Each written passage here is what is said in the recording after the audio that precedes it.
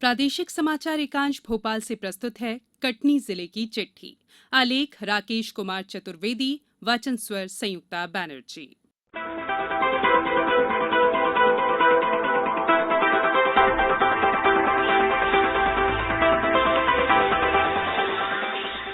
प्रदेश के अन्य जिलों की तरह कटनी जिले के मौसम में भी उतार चढ़ाव का दौर जारी है। यहाँ दिन में जहाँ तेज धूप पड़ रही है, वहीं रात में हल्की ठंडक महसूस होने लगी है। इस बीच अच्छी बारिश से जिले में गत वर्ष की तुलना में खरीफ फसलों के उत्पादन में 8% की वृद्धि होने का अनुमान है।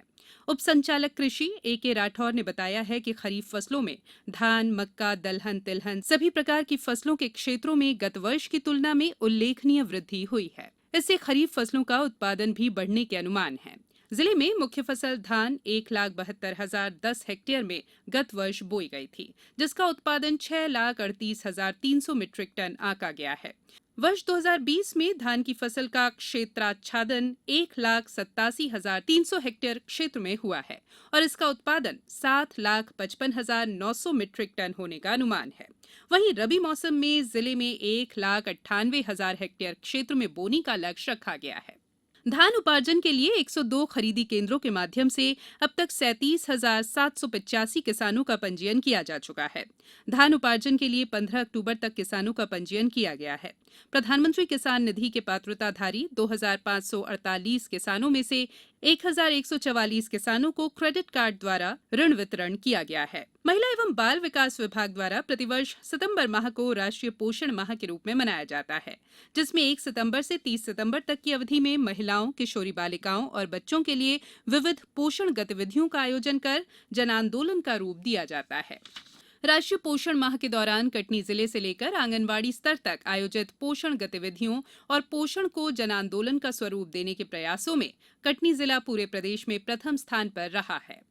जिला कार्यक्रम अधिकारी नयन सिंह ने बताया है कि जिले की सभी 1,712 आंगनवाड़ी केंद्रों के चिन्हित 2,187 अति कम वजन के बच्चों को दुग्ध वितरण प्रतिदिन शुरू कराया गया है। इन बच्चों को पोषण मटका के माध्यम से एकत्रित अनाज वितरित किया गया, जो 50 क्विंटल 87 केजी थे और इनको कार्ड जारी कर 1 वर्ष के लिए निरंतर निगरानी में रखते हुए कटनी जिले से कुपोषण में कमी का प्रयास किया जाएगा।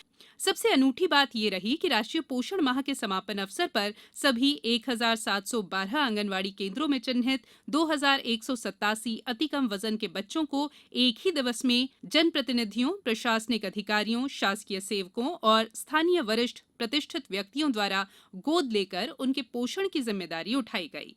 राष्ट्रीय पोषण माह की संपूर्ण गतिविधियों और जन आंदोलन बनाने के प्रयासों ऑनलाइन फीडिंग में भारत सरकार की साइट में कटनी जिले का नाम पूरे प्रदेश में अव्वल रहा। जिले में कोरोना वायरस जनित कोविड-19 से बचने नागरिकों को लगातार जागरूक किया जा रहा है। यह नवीन संक्रमण रोग है, जिसके बारे में नित नए साक्ष्य प्राप्त हो रहे हैं। नवीन साक्ष्यों के दृष्टिगत प्रबंधन संबंधी दिशा निर्देशों को अद्यतन किया गया है। प्रायः ये देखा गया है कि कोविड-19 संक्रमण से स्वस्थ होने के पश्चात कुछ रोगियों में थकान, शारीरिक दर्द, खांसी, गले में खराश, सांस लेने में कठिनाई जैसे लक्षण हो रहे हैं। निरंतर सूखी खांसी या गले में खराश जैसे लक्षण होने पर नमक युक्त गुनगुने पानी से गरारे अथवा भाप भी ली जा सकती है। खांसी संबंधी औषधियां एलोपैथिक डॉक्टर अथवा आयुष चिकित्सक के परामर्श के अनुरूप ही ली जाए। जिला व्यापार एवं उद्योग केंद्र कटनी और जिला उद्योग संगठन कटनी के संयुक्त तत्वावधान में भारत सरकार और राज्य शासन की नई औद्योगिक नीति के संबंध में उद्यमियों की कार्यशाला का आयोजन पिछले दिनों किया गया। इस कार्यशाला में नई औद्योगिक नीति 2019 में निहित प्रावधानों के अंतर्गत उद्योगपतियों को क्या लाभ मिलना है, इसके संबंध में विस्तृत चर्चा कर उनकी शंकाओं का समाधान किया गया। जिले में भी नवरात्रि का पर्व आस्था और उत्साह के साथ मनाया जा रहा है। हालांकि कोरोना महामारी के कारण दुर्गा झांकियों में भीड़ कम देखी जा रही है। यहां संक्रमण से बचाव के उपाय भी अपनाए जा रहे हैं।